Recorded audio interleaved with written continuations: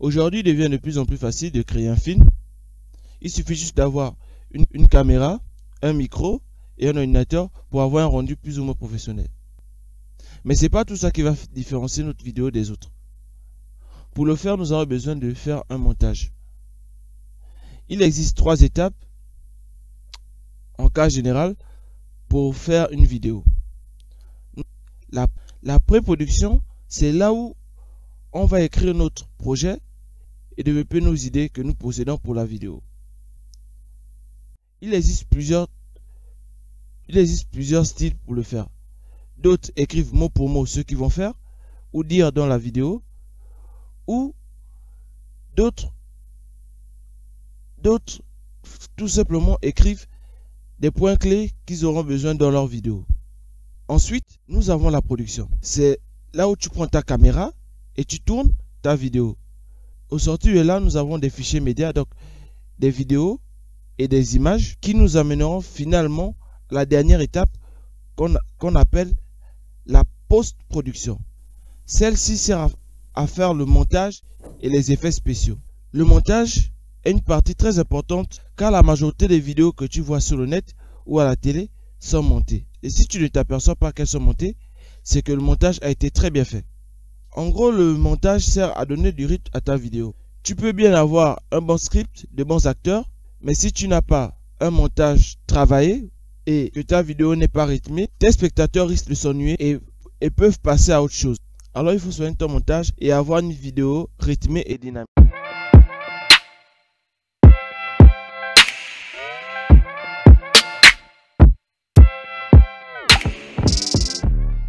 Avant de débuter notre tutoriel, il faut bien comprendre le logiciel montage n'est qu'un outil. Ce n'est pas parce que tu montes avec un tel logiciel que ton montage sera mieux, mais un logiciel plus complet te permettra d'ajouter des effets pour améliorer la narration de ton histoire. Il existe plusieurs logiciels de montage, mais la majorité d'entre eux sont soit payants, soit leur version gratuite ne permet pas de faire un montage complet et dynamique. Mais dans cette vidéo, je vais te faire découvrir un très bon logiciel qui s'appelle DaVinci Resolve.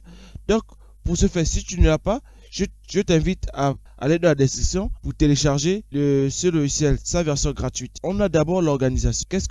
L'organisation nous permettra d'être organisé, donc de situer nos fichiers audio et vidéo et de différencier nos projets pour ne pas qu'on puisse s'embrouiller. Et pour cela, je t'invite à aller dans ton explorateur de fichiers. Arrivé dans ton explorateur de fichiers, on va créer un nouveau dossier. Ce dossier est un dossier général où on va nommer le nom de notre projet. Après, dans ce dossier, on va dossier, un dossier pour les vidéos et un autre pour les autres. Et il est très important de... Après, la seconde partie, c'est l'exportation de nos fichiers. Soit vous avez dans votre caméra ou votre appareil ou votre smartphone, votre périphérique à votre ordinateur. Cela nous permettra de extraire les fichiers, et on sélectionne un CTRL A pour tout sélectionner. On copie tout ça, donc on fait un CTRL A, tout sélectionner. On prend la partie qui nous intéresse, tout ça dans notre fichier. Mais l'organisation dépend de vous.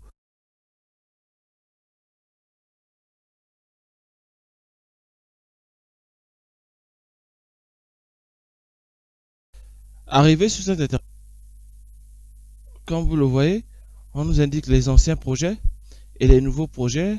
Les anciens projets, autant pour moi. Donc, si on clique ici et on clique sur ouvrir, ou on fait un double clic pour ouvrir ce dossier. Mais nous, on va cliquer sur nouveau projet. On va l'intituler montage. Arrivé ici, on retrouve cette interface. Ici, on a les titres, transition, effet. D'afficher sur sorte d'onglet. Vous voyez? Ici, c'est un onglet. Ici, c'est un onglet média, onglet cut, ici l'onglet montage,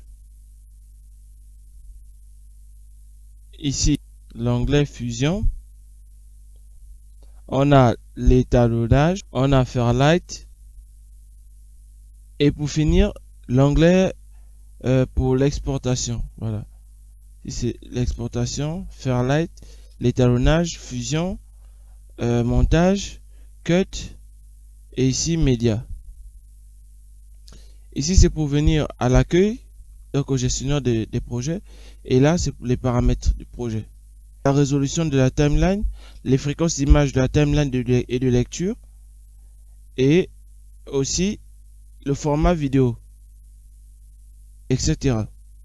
C'est pas ça le sujet de notre vidéo. Alors, arrivé sur d'afficher, on vient sur les médias. Ici, les médias, c'est là où on va importer nos médias. Mais avant de le faire, on va d'abord créer des chutiers.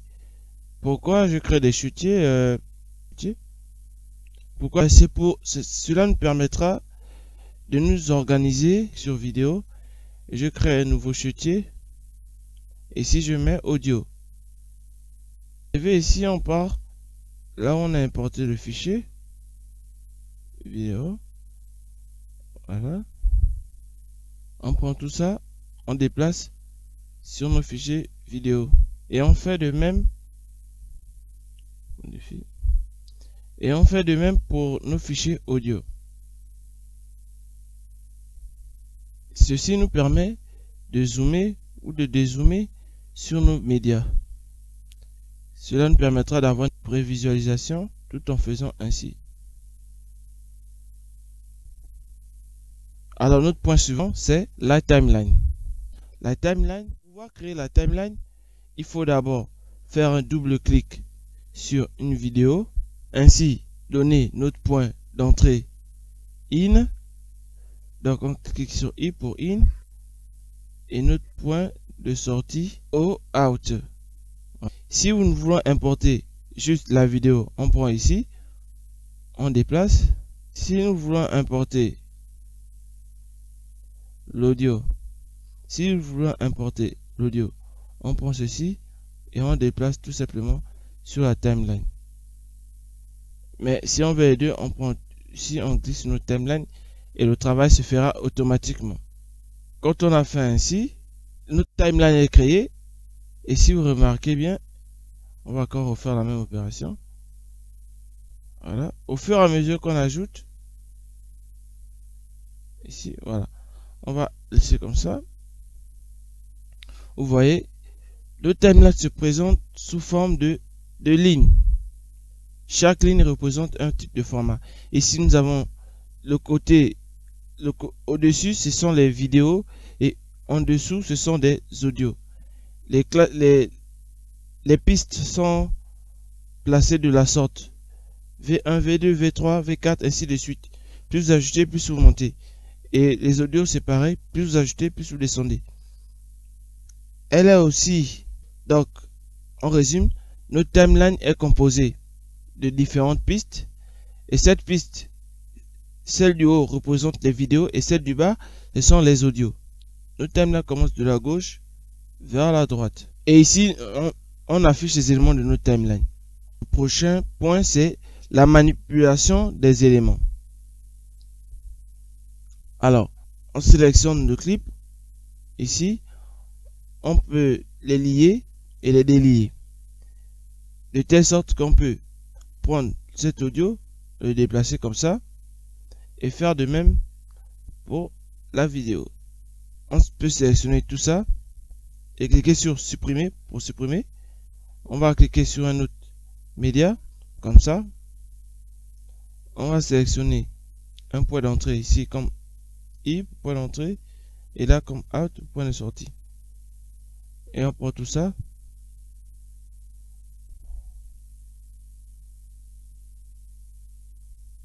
On a plusieurs outils, vous les voici ici.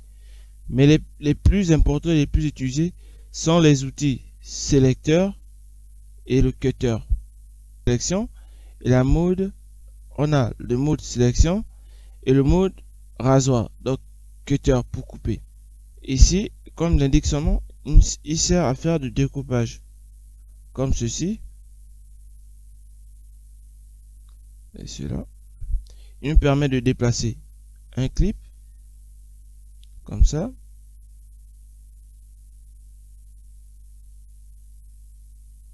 On peut sélectionner tout ça.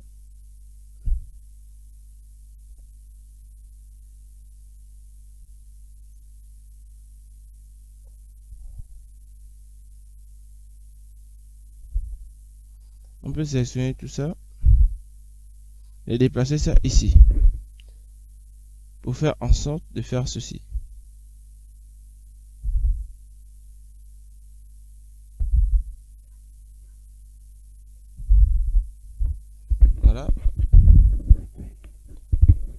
On peut aussi, hormis cet outil cutter, nous avons plusieurs outils,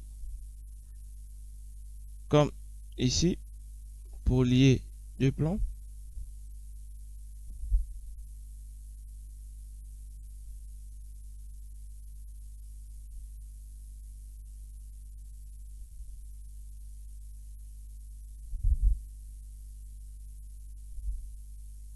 Si on peut lier deux plans.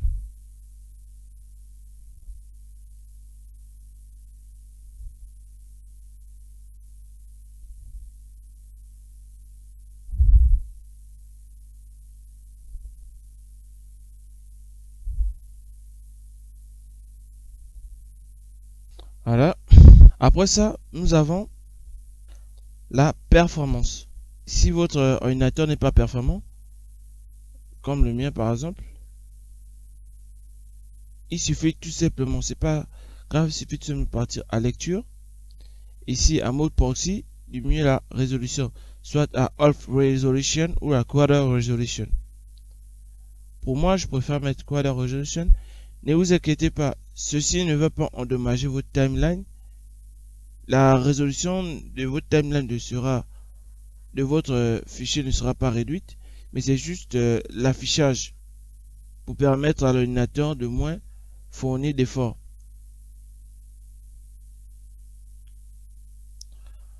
Après, nous avons la transition.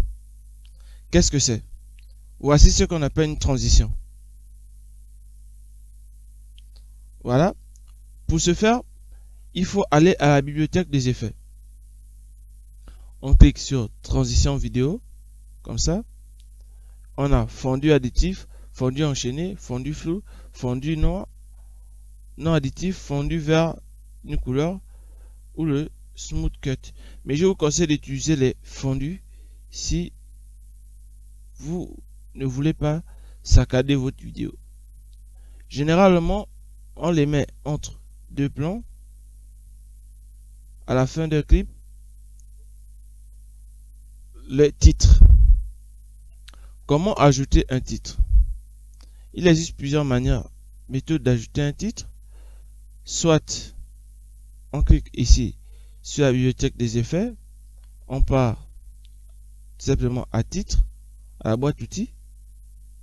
Voilà, boîte outils, on part à titre. Voici les différents types de titres que nous possédons.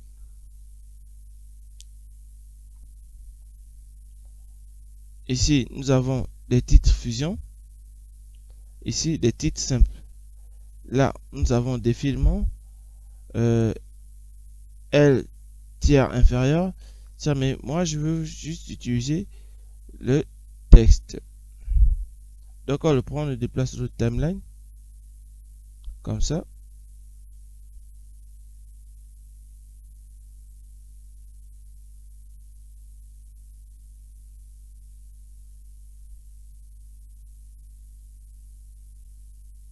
Désolé. Voilà. Donc, on le prend comme ça. On le dépose ici. On part sur Inspector pour le modifier, tout en le sélectionnant. On part sur Inspector pour le modifier.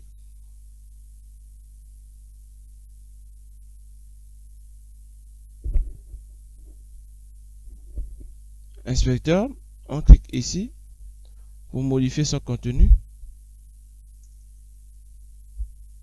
Voilà, on va mettre Paris.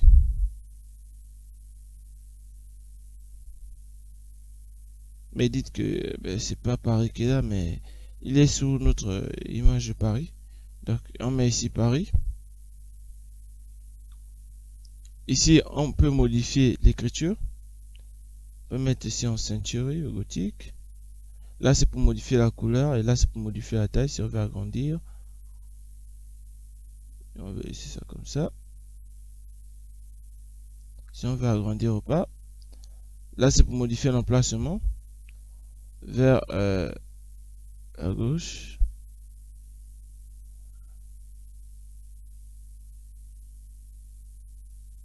ça. L'interligne.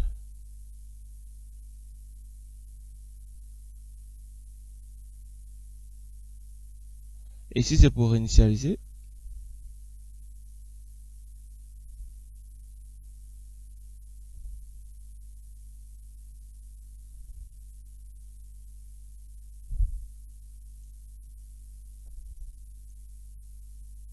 Donc, on va diminuer le size.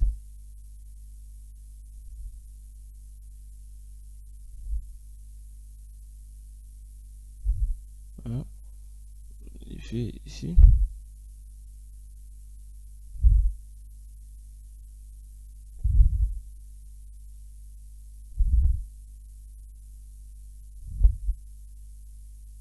Modifier ici. Voilà. Après d'avoir fait tout ceci, voilà le texte. Ah, c'est si on veut que notre texte soit sur notre vidéo. Mais si nous voulons que le texte soit avant la vidéo, il suffit tout simplement de sélectionner tous nos clips. Comme ça, on leur déplace. Désolé. Donc je disais, on sélectionne tous nos clips. On les déplace. Désolé. On sélectionne tous nos clips. On les déplace comme ceci. Et on vient mettre notre texte net avant notre clip. Comme ça, il sera sur un plan noir. Voilà. Si on vient au texte, il est comme ça. Tout c'est sur un plan noir. Nous passons au point suivant, la musique. Voilà. Pour la musique, c'est simple. Donc, on vient ici, on clique sur audio. On prend notre musique. On fait un double clic comme pour les fichiers médias, pour les vidéos. Et ici, tout simplement, on sélectionne la partie qu'on veut prendre du clip. Voilà, on peut faire comme ça. Ou bien on fait une lecture, tout simplement comme ça.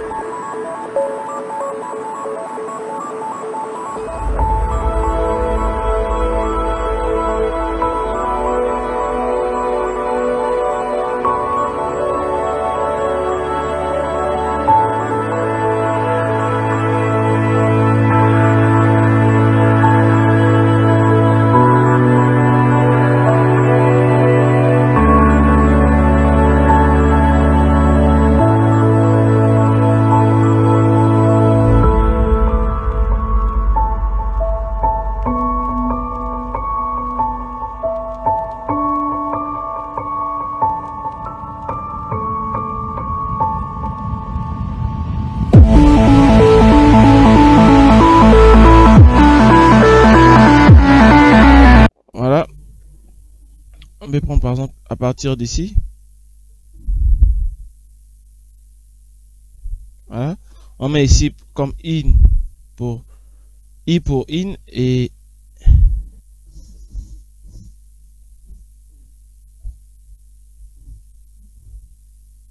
on met ici O pour out et on glisse tout ceci sur notre timeline. On le fait comme ça. Voilà. Maintenant, pour agencer notre musique, on va utiliser l'outil Cutter.